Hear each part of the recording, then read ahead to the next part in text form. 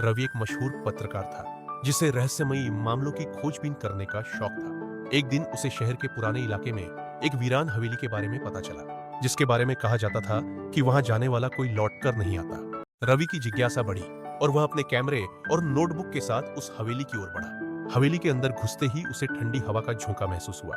चारों तरफ धूल जमी थी और फर्नीचर टूटा फूटा पड़ा था। जैसे ही रवि आगे बढ़ा, उसे एक बंद कमरा दिखा। दरवाजे पर जंग लगी हुई थी, लेकिन अजीब बात यह थी कि कमरे के अंदर से किसी के फुसफुसाने की आवाज आ रही थी।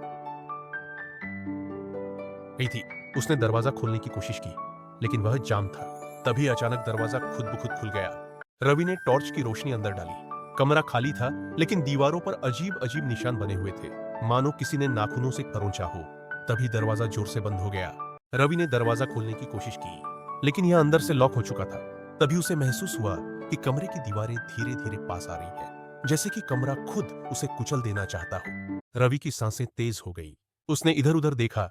तभी उसकी नजर एक पुराने अखबार पर पड़ी, जिसमें लिखा था, पत्रकार समीर इस रहस्यमयी कमरे में गायब, कोई सुराग नहीं मिला।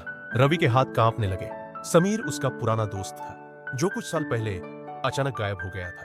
अब उसे समझ आ चुका था कि यह कोई सामान्य कमरा नहीं, बल्कि एक दानवी शक्ति का अड्डा है। तभी कमरे की छत से एक परछाई उतरी और रवि की ओर बढ़ने लगी। क्या रवि बच पाएगा, या फिर वह भी इस कमरे का हिस्सा बन जाएगा?